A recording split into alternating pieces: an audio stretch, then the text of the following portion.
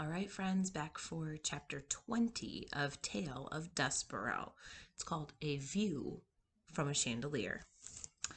There was in the banquet hall a most beautiful and ornate chandelier. The crystals that hung from the light caught the candles on the table and the light from the face of the laughing princess. They danced to the rhythm of the minstrel's music, swaying back and forth, twinkling and beckoning. What better place to view all this glory, all this beauty? There was so much laughing and singing and juggling that no one noticed as Ruscaro crawled up a table leg and up onto the table, and from there flung himself onto the lowest branch of the chandelier. Hanging by one paw, he swung back and forth, admiring the spectacle below him, the smells of the food, the sounds of the music, and the light. Oh, the light, amazing, unbelievable. Ruscaro smiled and shook his head. Unfortunately, a rat can hang from a chandelier for only so long before he is discovered. This would be true at even the loudest party.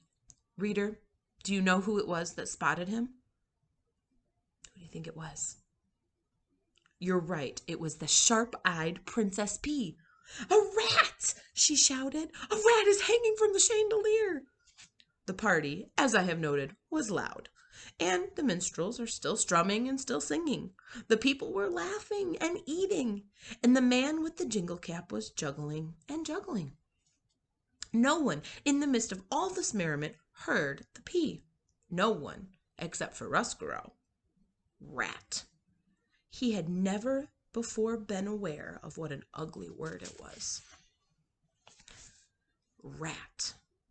In the middle of all that beauty, it immediately became clear that it was an extremely distasteful syllable. Rat. A curse, an insult, a word totally without light, and not until he had heard it from the mouth of the princess did Ruscaro realize that he did not like being a rat, that he did not want to be a rat.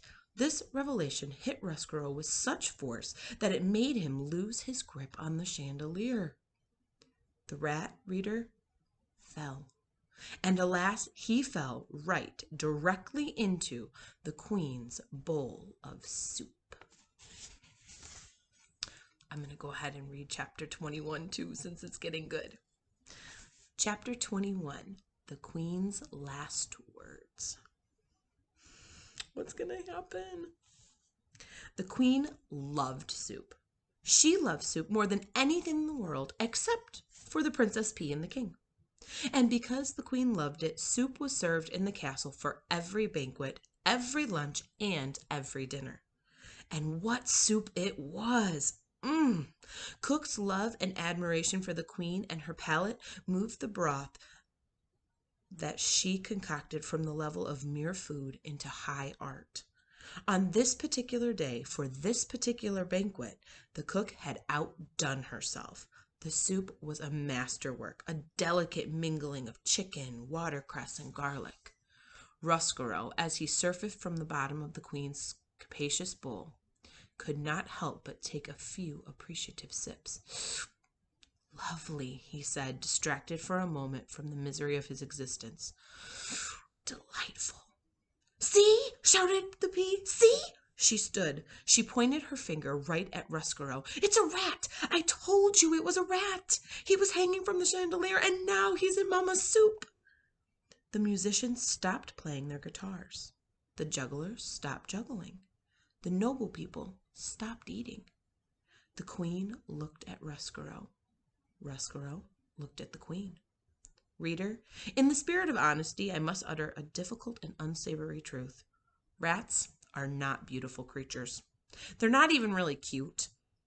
They are really rather nasty beasts, particularly if one happens to appear in your bowl of soup with pieces of watercress clinging to its whiskers.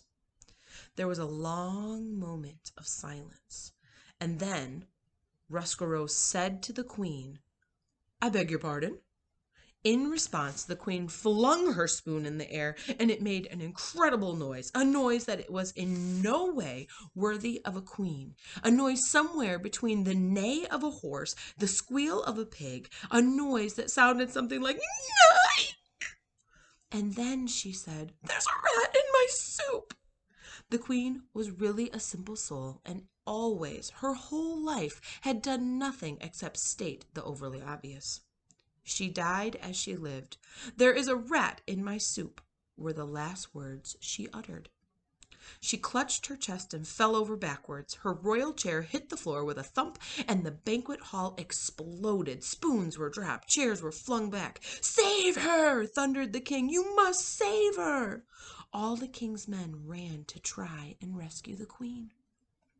Ruscaro climbed out of the bowl of soup. He felt that under the circumstances, it would probably be best if he just left. As he crawled across the tablecloth, he remembered the words of the prisoner in the dungeon. His regret that he did not look back at his daughter after he left her. So Ruscaro turned. He looked back, and he saw that the princess was glaring at him. Her eyes were filled with disgust and anger. "Go back to the dungeon," was the look she was giving him. "Go back into the darkness where you belong." This look, reader, broke Ruscaro's heart. Did you think that rats do not have hearts? Wrong. All living things have a heart, and the heart of any living thing can be broken. If a rat had not looked over his shoulder, perhaps his heart would not have been broken, and it is possible then that I would not ever have a story to tell. But reader, he did look. We'll have to check out chapter 22 tomorrow.